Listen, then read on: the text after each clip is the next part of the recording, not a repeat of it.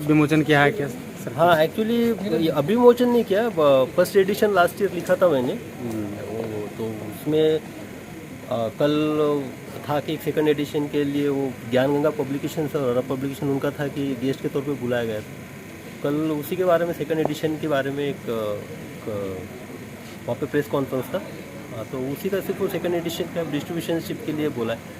और मैं बता दूं कि लिस्ट में यहाँ सहरसा में भी है, सुरभि बुक स्टॉल करके कोई है, तो आसपास के ज़िला में भी बुक स्टॉल्स है, भागलपुर में भी है, पूर्णिया में है, वो लिस्ट है, तो उसके अकॉर्डिंग अब देखते हैं। सर बुक में क्या कुछ ऐसा ये है जो कि नहीं, वो बेसिकली क्या होता है कि जो भी एक मुकाम पे पहुंच जाता है वो अपना फिर बाद में उनके जो लाइफ में जिनका योगदान रहता है, एग्जाम्पल के तौर पे आप अभी यहाँ पर है तो आपके भी लाइफ में आपके माँ का, पिताजी का या किसी और परिवार के मेंबर का योगदान होगा, तो वो योगदान को कोई देखता नहीं है, तो उसी योगदान को रेखांकित करने के लिए माँ को समर्पित, वैसे तो बुक मैंने माँ और पिताजी दोनों को समर्पित किया।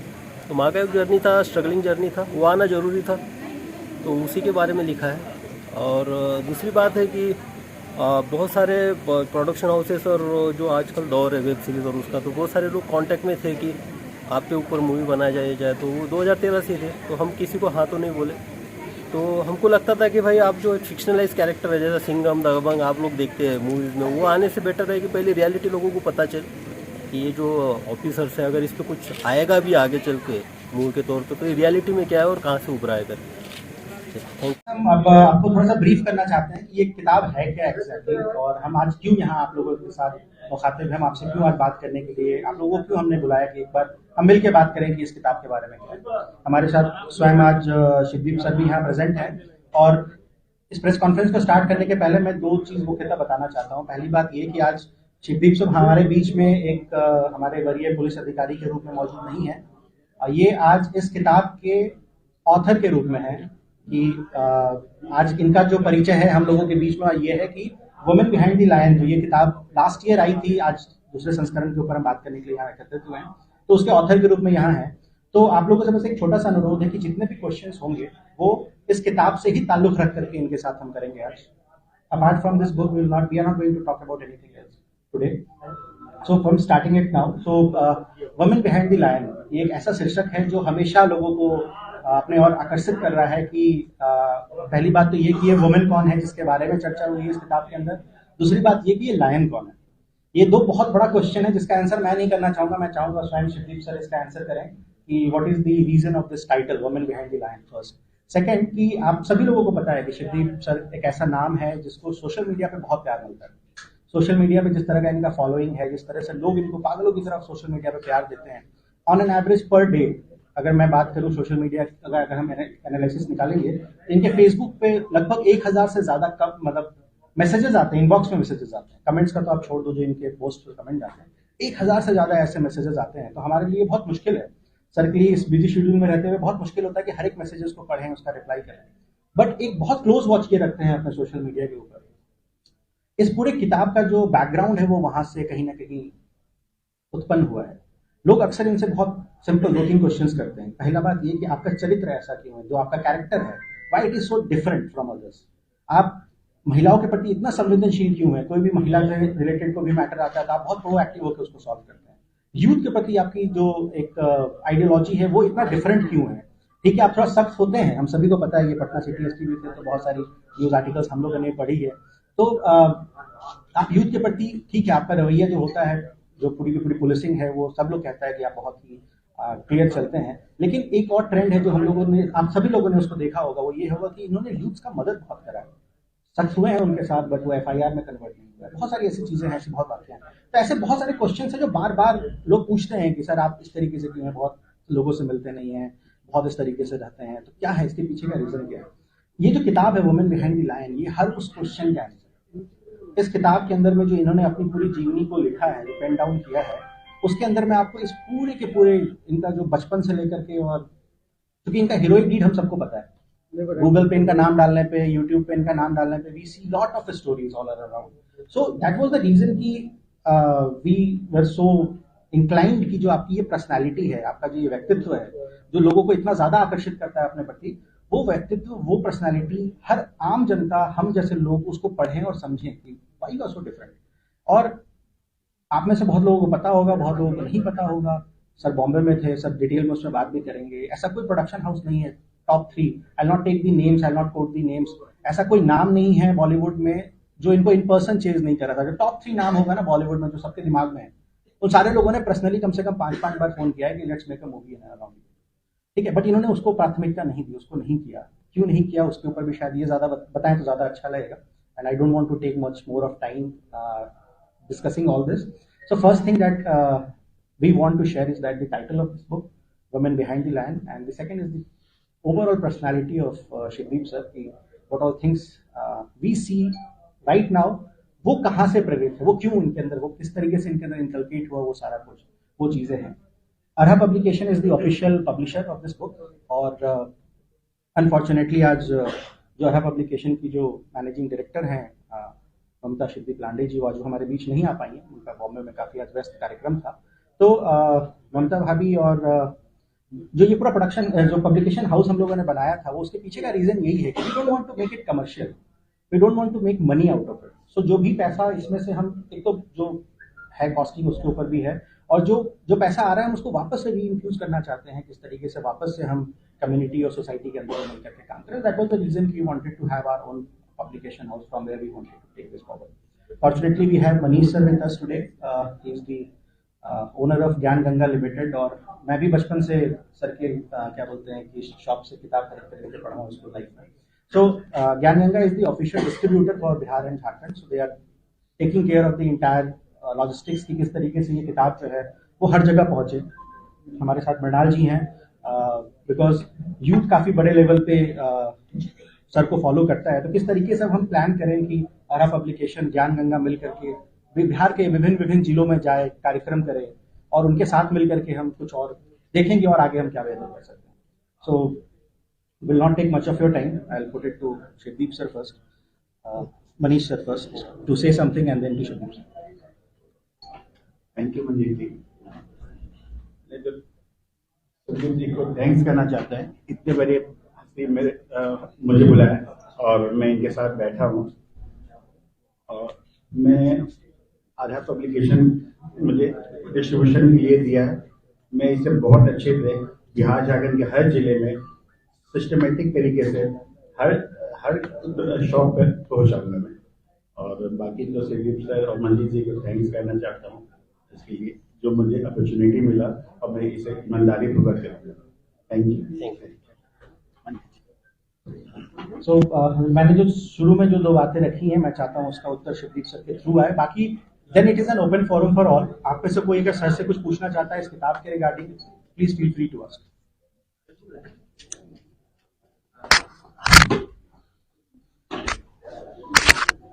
बहुत ज्यादा माइक हो गए भाई, तो पटना 12 साल बाद, पहले इतने माइक नहीं रहते थे। चलो अच्छा है, अवेयरनेस है और अलर्ट है मीडिया, अच्छा लगा। सबसे पहले तो आप लोग यहाँ पे आए, शॉर्ट नोटिस पे आए, इसके लिए मैं आपका शुक्रिया अदा करता हूँ। उसके साथ साथ हालांकि मैं ओपन नहीं था इस बुक के बारे में कि कुछ बोलना है या कमर्शियल टाइप से इसको पब्लिसाइज करना है, लेकिन ये मंजीत जो मेरे बाजू में बैठा है, इसी का एफर्ट था कि नहीं सर आपको आना पड़ेगा, क्योंकि लोगों को पता नहीं है। और इनफैक्ट जब कल एफबी पे पोस्ट डालने के बाद सहरसा से 4 मैसेजेस मंजीत ने फॉरवर्ड किया है, उनको ही पता नहीं था कि बुक कहाँ पे है करके, हालांकि डिस्ट्रीब्यूशन में सहरसा में भी। तो मुझे लगा कि नहीं ठीक है, जाना चाहिए। और मनीष जी जिन्होंने खुद के इसमें इनिशिएट करके बोला कि सर मैं इसको डिस्ट्रीब्यूट करूंगा, और मेरा ये सौभाग्य होगा, उनका भी थैंक्स। और हमारे बाजू में मृणाल जी है, तो सबका परिचित चेहरा ही है, तो उन्होंने इनिशिएट किया इस कार्य के लिए। सारा जो आप लोगों से कम्युनिकेशन उनका ज्यादा था, वैसे हमारा कम्युनिकेशन तो उस टाइप से नहीं था, इसलिए उन्होंने इनिशिएट किया यहाँ पे, उनका भी थैंक्स। अब मैं किताब पे बात करूंगा। तो ये अभी मंजीत ने बताया कि हाँ प्रोडक्शन हाउसेस थे, और मैं यहाँ बता दूं कि करीबन 13 स्क्रिप्ट मेरे ऊपर लिखी जा चुकी है, और 4 स्क्रिप्ट तो मेरे मोबाइल में अभी भी है जो सिर्फ मेरे हाँ के लिए रुकी है कि हाँ आप इसको ओके कर दीजिएगा, उस पर मूवी बन जाएगा। तो अब मुंबई में मैं डेपुटेशन पे गया था फैमिली रीजन की वजह से, वहां तो वो कल्चर ही है, कमर्शियल कल्चर है। मैंने वहाँ किसी का भी एक्सेप्टेंस सिंपल नहीं किया, वहाँ पे किसी को एक्सेप्टेंस नहीं किया उसमें। क्योंकि जब मैं वो स्क्रिप्ट मेरे पास भेजे जाते थे, मैं उसको पढ़ता था, तो वो एक मुझे लगता था कि जो एक हीरोइक एस्पेक्ट है कॉप का, पुलिस का, जैसा दबंग सिंघम, उस टाइप से वो उसकी लिखावट थी, उस टाइप से उसको प्रोजेक्ट किया गया था कैरेक्टर में। और मेरा मानना है कि दुनिया भी उसी कैरेक्टर को देखना चाहती है कि जो इस्टेब्लिश्ड है। आप कोई पॉलिटिकल लीडर्स को लीजिए जो इस्टेब्लिश्ड है, आप कोई फिल्म स्टार्स को लीजिए, आप स्पोर्ट्समैन को लीजिए।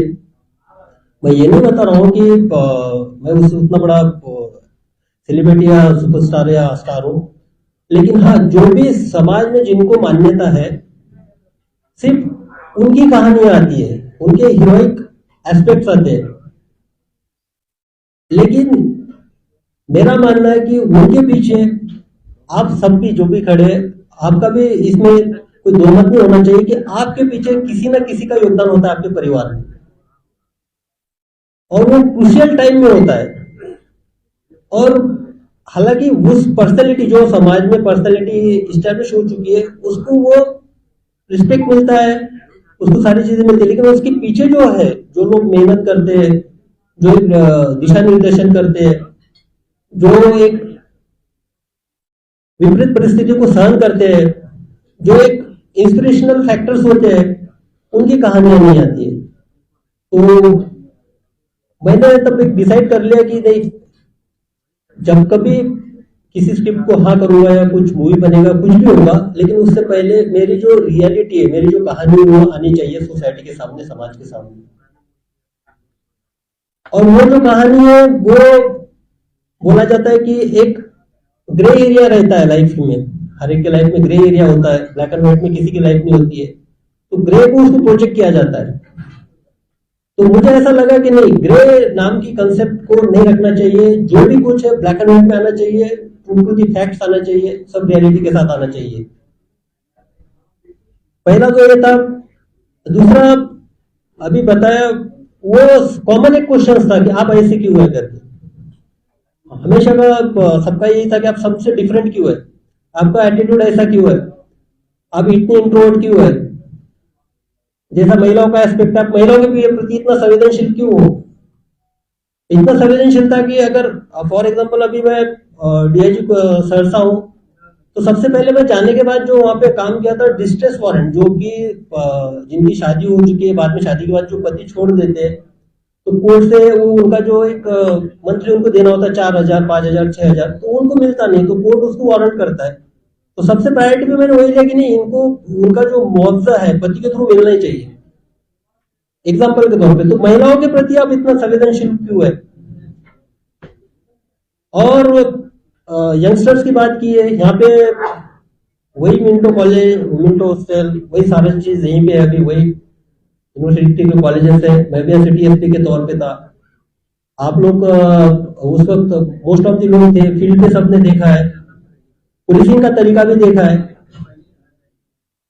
लेकिन उस वक्त एक मेरा एक डिफरेंट एस्पेक्ट था पुलिसिंग का, जो सारे स्टूडेंट को अपील कर गया। बाद में जब भी कोई धरना होता था, अगर मैं जाऊं तो आपने देखा कि 5 मिनट में बातचीत होगी, छूट जाता था। तो उसमें एक था कि मैं ह्यूमैनिटेरियन ग्राउंड पर उनको टैकल करता था। थोड़ा हार्श था, लेकिन उनका करियर का भी ख्याल करता था। तो ये एस्पेक्ट क्यों है, तो ये जो डिफरेंट एस्पेक्ट है मेरे पुलिसिंग के डिफरेंट, उसका जवाब बहुत सारे लोगों को चाहिए था। और तीसरी इंपॉर्टेंट बात थी कि मैसेजेस जो भी आते थे, तो एक कमाल है, शुरू में तो यानी 2012, 13, 14 तक तो ठीक था, लेकिन जब अब उसके 14-15 के बाद एक जनरेशन को मैं देख रहा हूं, तो वो जो मैसेजेस आते थे, उनके मैसेजेस में डिप्रेशन का साइन ज्यादा था, इंस्पिरेशन की कमियां थोड़ी कम दिख रही थी। तो जो भी सवाल थे तो वो डिप्रेशन में गए हुए जो यंगस्टर्स के सवाल थे उस टाइप से सवाल होते थे। हालांकि मेरे तौर में मैं निदान करने की कोशिश करता था, जवाब देने की कोशिश करता था, काउंसलिंग करने की कोशिश करता था। तो मुझे एक लगा कि नहीं, यंगस्टर जो है ये जो एक डिप्रेशन के मूड में अगर कोई जा रहा है तो उसको मेरे से बड़ा एग्जाम्पल कोई हो नहीं सकता कि जो उनको मेन स्ट्रीम में खींच के लाए। इसलिए फिर सारी चीजें एकोमोडेट होकर सोचा कि नहीं लिखा जाए।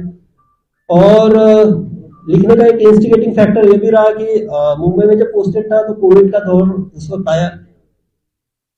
मेरी वाइफ जसलोक हॉस्पिटल में गायनिक का काम करती थी और मैं एज अ कॉप करके पुलिस करके काम कर रहा था। तो उस वक्त जो लोगों में एक डर देखा, परिवारों को टूटते हुए देखा, पूरे परिवारों को तुरंत निराश होते हुए देखा, और एक आपदा आने के बाद जो एक परिस्थितियों से भिड़ने का जुनून चाहिए आदमी में हमेशा रहा है। नहीं तो वही प्री मैच्योर स्टेज से जब से आदमी बना है, आज इतना कल्चरली डेवलप हुआ है, वो कहाँ मिसिंग है। तो वो जो एक कोविड का दौर है उस वक्त लगा कि नहीं, अभी राइट टाइम है, पेन डाउन करना चाहिए।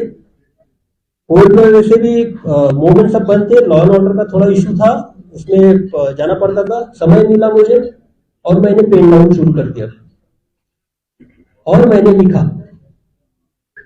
अब मैं ये बताता हूं कि मेरी जो लाइफ है, आज मैं जब पीछे देख के ये बुक जब लिख रहा था तो पहले तो पहला चैप्टर लिखने से मुझे करीबन 1 महीना लग गया, लिख नहीं पा रहा था। लिखते वक्त एक तो कलम हाथ थरथरा रहे थे, कलम रुक रही थी, आंसू आते थे कि इसको लिखना चाहिए कि नहीं लिखना चाहिए। फिर मैंने माँ से बात किया मेरे कि ऐसी ऐसी बात है, मैं लिखना चाहता हूँ। तो माँ का भी ऑब्जेक्शन था, माँ बोल रही थी कि नहीं इसको छोड़ दो, जो हो गया बीत गया, ऊपर वाला सब करता है, सब ठीक ही करता है। तो फिर और 1 महीने के लिए वो बीच में ब्रेकडाउन हो गया, नहीं लिखा गया। बाद में और सोचा, कोविड का दौर देख रहा था, मैंने बोला नहीं लिखना चाहिए और मैंने कोशिश की और शुरुआत की। शुरू में 2-3 महीना मुझे तकलीफ हुई लिखने में चैप्टर्स, क्योंकि जो अनुभव थे वो काफी सेंसिटिव थे, काफी दर्द भरे थे, लेकिन मैं लिखते गया। बाद में फ्लो आने के बाद तो पूरा कंप्लीट हो गया। तो मेरा जो जर्नी है वो जर्नी इंजीनियरिंग तक था, इसमें आया है, हीरोइक इसमें कुछ नहीं है। लेकिन हाँ, आपके लाइफ में आपके माँ का क्या रोल होता है, पिता का क्या रोल होता है, आपके भाई बहन का क्या रोल होता है। मैं ये दावे के साथ बोल सकता हूँ, अगर आप एक किताब पढ़ेंगे तो हर तीसरे या चौथे परिवार की यही कहानी होगी। वो इसलिए क्योंकि जिस तरह से मेरा बचपन गुजरा है उसमें मुझे एक दिन ऐसा नहीं लग रहा था कि उस दिन मुझे लग रहा था कि पिताजी का मर्डर कर दिया जाए, पिताजी को मार दिया जाए, या तो घर छोड़ के भाग दिया जाए। ये 2 ऑप्शन मैं सोचता था। अब उस टाइप की सिचुएशन में आप है कि जिसमें आपको लगता है कि आपके पिता की आप हत्या करने पे एकदम मानसिकता पे है, और या तो घर छोड़ के भागने की मानसिकता से। अब उस मानसिकता से मैं गुजरा, एक माँ ने सपोर्ट किया, और आज आप लोग सब देख रहे हैं, आपको सारी चीजें दिखती है। जब मैं पीछे जाके देखता हूँ तो वो एक मोमेंट होता है। उस मोमेंट में अगर मैं ऐसा कोई डिसीजन लेता था, घर से भाग जाता था या कुछ मेरा अनपन हो जाता था, तो आज मैं लोगों की सेवा नहीं कर पाता था। इसलिए जो भी सिचुएशन है, सिचुएशन में आपको डेफिनेटली इंस्पायर करेगी ये बुक। ये बात तो पक्की है कि सिचुएशन से लड़ने का तो सिखाएगी। और शायद माँ को जो उसका सैक्रिफाइस है मैं दे तो नहीं पाऊंगा, लेकिन हाँ ये मुझे लगा कि एक बार लिख के उसके अनुभवों को मैं आपके सामने बयां करूं। और जो टाइटल के बारे में भी थोड़ा कश्मकश था कि टाइटल क्या रखा जाए। अब ऐसे ही सोचते सोचते पहले तो माँ का नाम डिसाइड किया था रखने का, लेकिन बाद में बोला नहीं, ये जो जर्नी है वो माँ की जर्नी नहीं है, ये जर्नी है एक एम्बलेम की। एम्बलेम मीन्स लॉयन मीन्स मैं अपने आप को खुद को लॉयन नहीं बोल रहा हूँ, लेकिन मेरे जो शोल्डर पे लॉयन आया है उसके पीछे अगर कोई है खड़ी, वो मेरी माँ है, वो वुमन है। और मैंने वहां स्पेशली माँ का नाम नहीं लिखा, तो माँ का यहाँ पे वुमन डाला। वुमन मीन्स हर महिला की वो कहानी हो सकती है जो अपने बेटे को अपने कंधे पे अशोक स्तंभ तक पहुंचा सकती है। तो समाज के लिए मुझे लगता है कि ऐसे दौर में मुझे पढ़ना चाहिए। और आपके कुछ अगर सवाल है तो आप बताइए। Any question? कोई भी सवाल अगर आपको हो तो पूछ सकते हैं आप। अच्छा, पुलिस की जो लाइफ होती है 24 आवर लोगों के लिए होती है, उस बीच कैसे आपने इतना सोचने के लिए टाइम निकाला, फिर लिखने के लिए निकाला, फिर आपने पेन डाउन करके लिख डाला? ये मैं कोविड को धन्यवाद देता हूँ, क्योंकि उस वक्त उसमें समझ नहीं जाता था। और दूसरी बात है कि वो इसलिए भी फेस इंपॉर्टेंट था क्योंकि हम आसपास दर्द देख रहे थे उस वक्त इमरजेंसी में वाइफ भी मेरी वहां पे, स्पेशली अब कोविड होने के बाद तो ये कहे कि आप कोविड के लिए अलग से वार्ड बना रहे हो, लेकिन जो प्रेग्नेंट है उनका क्या, उनकी डिलीवरी का क्या, कोई हाथ लगाने के लिए तैयार नहीं है। तो उसका भी डेली आके 1-2 केसेस वो सुनाती थी। मैं तो फील्ड पे था ही, तो लगा कि नहीं, ये समाज का जो एक फेज है उस केस को तो नहीं लिखना चाहिए, लेकिन हाँ हम पे जो बीती है वो तो लिखना चाहिए। हालांकि वाइफ के बारे में कुछ नहीं है इसमें, ये तो मेरी जर्नी है। करीबन कितने महीने लगे? मुझे करीबन 1 साल लगा मुझे लिखने में, पूरा ये होने में। और काफी रिविजिट करना उसी को लग रहा था कि छोड़ देते। लेकिन एक बात है कि बचपन में जो है मुझे पिताजी एक विलन लगते थे। हाँ, एक इम्पोर्टेंट बात है कि जो मैंने ब्लैक एंड व्हाइट की बात बताई, मैंने ग्रे एरिया रखा नहीं। मेरे से भी गलतियां हुई है, आप में से भी बहुत सारे लोगों ने गलतियां की होगी बचपन में, मैंने गलतियों को भी नहीं छुपाया है। आप पाएंगे कि सिंपली जो गलती हुई है उसको मैंने पेन डाउन किया उसी तरह। कितनी उम्र रही होगी जब आपने ये सोचा पिताजी के बारे में ये घर छोड़ने को? ये एक्चुअली जब आपको समझ आना शुरू हो जाती है। मैं तो भाई पहले स्टैंडर्ड में जाने के बाद, वैसे तो उससे पहले एक साइकोलॉजी बनी थी, लेकिन फर्स्ट स्टैंडर्ड में जाने के बाद जब मैं बच्चों के माँ पिताजी से आते थे, उनका केयर करते थे स्कूल में, जब उनका देखा आप कि किस तरह से वो सेंसिटिव है अपने बच्चों के पढ़ाई के बारे में, करियर के बारे में, उनके हॉबीज के बारे में, उनके फेस्टिवल्स के बारे में, उनकी खुशियों के बारे में, तो जब आउटवर्ड देखना शुरू किया तो मुझे और थोड़ा और वो एग्रेसिवनेस आते गए कि यार ये क्या है भाई, हम क्यों पैदा हो गए ऐसे करके, हमारे साथ ही क्यों अन्याय है, क्यों। हालांकि उस वक्त एक अंदरूनी झगड़ा चलता था, तब विश्वास रखना कि नहीं रखना, लेकिन माँ हमेशा बोलती थी, वो माँ 4 दिन तो फास्ट रखती थी और भगवान भगवान करती थी। तो मैं हमेशा बोलता था उसको कि तुझे क्या दिया भगवान ने, बताओ, तुम्हारे लाइफ में इस टाइप से एक राक्षस को भेज दिया। तो माँ बोलती थी नहीं, वो जो करता है सब ठीक करता है, उसी का प्लानिंग सब कुछ होता है। तो आज अगर मैं उस एक्सपीरियंस से नहीं जाता था तो मुझे थोड़ा लगता है कि मैं इतना सेंसिटिव नहीं होता था जो लोगों की इश्यूज है, और यूथ के प्रति मैं इतना थोड़ा सॉफ्ट होता हूँ। ठीक है, 1-2 डंडा चल जाता है, लेकिन हमने किसी के करियर पे नहीं किया है।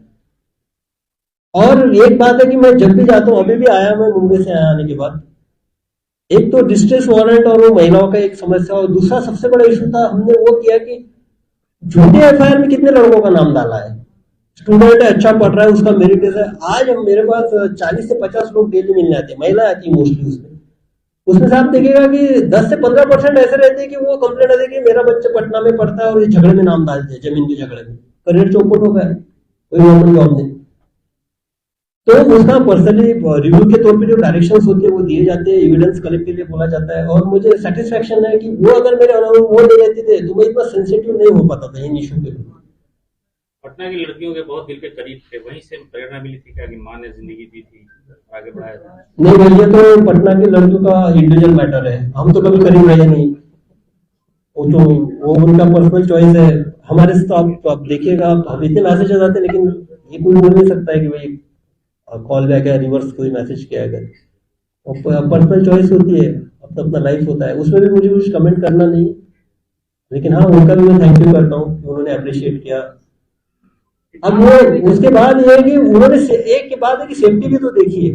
आप ये बोलते हैं कि लड़का पटना की लड़कियां ये करती थी, लेकिन रात को 1 बजे भी कॉल करने के बाद हॉस्टल की कोई समस्या है तो मुझसे शेयर करती थी, अपने माता पिता से नहीं करती थी, क्योंकि लगता था कि उसको हॉस्टल से निकाला जाएगा। कोई लड़की इससे रिलेटेड इशू है तो मुझसे शेयर करती थी, ताकि उसमें एक ट्रस्ट था, एक फैक्टर था ट्रस्ट का बहुत बड़ा, कि नहीं ये मेरा भाई है, ये मुझे इस चीज से निकालेगा, ये मुझे बचाएगा, और वो आज तक बरकरार है। आप मेरे सोशल मीडिया के इसमें आप ये बिलीव नहीं करेंगे कि सिर्फ प्यार से नहीं आता है, बिहार की लड़की अगर वहाँ कोटा में भी है, वैसे भी मुझे मैसेजेस आए हुए, बेंगलोर में भी वैसे भी मैसेज आए, उसमें मैंने जितना हेल्प हो सकता है मैंने की है। मेरे बैचमेट से, मेरे जूनियर से वहाँ बात करके, पुलिसिंग से रिलेटेड कोई भी इशू हो, कोई डिप्रेशन की इशू हो, तो वो तो चलता है, वो निरंतर सिलसिला है। और ये मुझे लगता है विश्वास कुछ रहता है तभी विश्वास बनता है। किताब में बिहार के दौरे का जिक्र है, जब आप बिहार आए नहीं, एक्चुअली ये तो वो हार्श पार्ट आना जरूरी था कि पर्सनैलिटी कैसी है, लेकिन हाँ मैं ये बोलूँ कि मुझे जो पहचान दी है, मेरी जो आइडेंटिटी है, मेरे पिताजी ने तो मेरा नाम रख दिया, शिव के भक्त, वो किताब में भी है, हार्डकोर भक्त है, शिवदीप नाम तो रख दिया, लेकिन शिवदीप आप लोगों को पता कहाँ से चला, वो मुझे इस भूमि ने नाम दिलाया, पहचान जो दिलाई मुझे बिहार ने दिलाई, मेरी कर्म भूमि बिहार है, इसलिए डेफिनेटली आगे जैसे समय मिलेगा तो मैं मेरे कर्म भूमि के एंट्री के बाद के जो मुझे शुरू के एक्सपीरियंसेस थे, वो दौर भी कुछ काफी, उस वक्त जब 8-9 का दौर आप देखेगा, उसका दौर कुछ अलग था, तो मैं प्रयास करूंगा कि उसको मैं पेन डाउन करूं। किताब लिखने का इंस्पिरेशन कहाँ से आया? एक्चुअली मैं पहले बता दिया हूँ 3-4 एस्पेक्ट से। आपने सर बात कही कि आप 13 स्क्रिप्ट आपकी लिखी जा चुकी है, 4 ख्याल में भी है, हाँ। और तो बनेगी, तो क्या आगे भविष्य में कि डायरेक्टर या राइटर से बात हो रही फिल्म बनने की? नहीं, एक्चुअली आजकल क्या है कि ये जो अब तो बहुत ज्यादा हो गया, ओटीटी का भी दौर आ गया, वेब सीरीज का दौर आ गया, तो क्या है कि और अब हिंटरलैंड की कहानियां आ रही है, आप देख रहे हो हिंटरलैंड के, जैसे कि मिर्जापुर है, भोपाल है, जामताड़ा है, महारानी, तो इंटरलैंड कॉन्सेंट्रेट हो रहा है कमर्शियल एस्पेक्ट से, तो वो उनका काम कर रहे हैं वो आ रहे, लेकिन अब तक तो मैंने किसी को साइन नहीं किया है, किसी को हाँ भी नहीं बोला। पटना की याद आती है? अरे भाई हम तो बहुत खुश थे, इसलिए तो सबसे पहले देखे हमारे जानने पहचाने वाले कौन है, फोटो ये दिखे हमको 3-4 लोग, अच्छा लगा, और आपने भी मिस किया, हम पटना में थे, हमारा एक्शन, मुझे तो मजा आता था, आपको भी। सर आपने अभी कहा कि बचपन में मुझे कभी कभी ऐसा लगता था कि वाई मी, हाँ, ये मेरे ही साथ ये सारी चीजें क्यों हुई, तो अब चूंकि आपके कंधे पर लायन, आपके कंधे पर लायन है, तो ये जो आपकी बुक की स्टोरी है, तो शायद हम इसे कह सकते हैं कि वाई मी से इसलिए मैं ये स्टोरी कह सकते हैं। हाँ, इसको ऐसा बोल सकते हैं, क्योंकि मैंने पहले ये बताया कि शायद वो जो हार्डशिप थी उसी ने मुझे सेंसिटिव ज्यादा बनाया, सभी इश्यूज में ज्यादा सेंसिटिव बनाया। इवन इनफैक्ट जब वो सिचुएशन देखने के बाद शादी से पहले तो मैं 60-70% मेरा तो डोनेट कर देता था सैलरी। अब बोलना नहीं चाहिए, मेरी जब शादी हो गई थी तो मेरे अकाउंट में 32,800 रुपये थे, और 2000 आप जस्ट इमेजिन कीजिए कि कोई अगर 8 साल में सुपर पास होने के सर्विस में उसके अकाउंट में 32,800 रुपया है, तो वो शायद वही एक फेज था कि मदद करनी चाहिए। मेरा जैसा कोई अगर है वहां पे जिसको एजुकेशन में हेल्प चाहिए, किसी की शादी में हेल्प चाहिए, किसी की परिस्थिति ऐसी कि उसको ऑपरेशन में हेल्प चाहिए, तो मुझे लगा कि करना चाहिए। इनफैक्ट यहाँ पे बहुत सारे केसेस है, डिस्कस नहीं करूंगा, लेकिन यहाँ की कोर्ट में नहीं लड़ सकती थी महिलाएं, कोर्ट के जो लॉयर्स का फी है तो वो हमने खुद बेयर किया है यहाँ पे, तो हमको लगा कि नहीं ये लड़ नहीं पाएगी इसको, तो लॉयर एक्चुअली जब हमने लॉयर से कॉन्टेक्ट किया तो लॉयर भी उन्होंने भी अपना फीस जो है ना 1/10 कर लिया। अगर वो सामने से सपोज 5,000 ले रहे, जब हमने हमारा कॉज बताया कि भाई ये देखो हमसे नहीं, लेकिन हमको लगता है लड़ना चाहिए, हम देंगे आपका फीस, तो उन्होंने वो 500 रुपए पे लिया है 1/10 पे। तो चलो ठीक है, आप इनिशिएट कीजिए किसी अच्छे काम के लिए, समाज आपका साथ देता है। सर कहा जा रहा है कि बिहार में अब जंगल राज की वापसी आ गया है, तो दलाली से कैसे देखते हैं? मैं तो एक ऑथर के तौर पे आया हूँ, उस पर कमेंट नहीं करूंगा।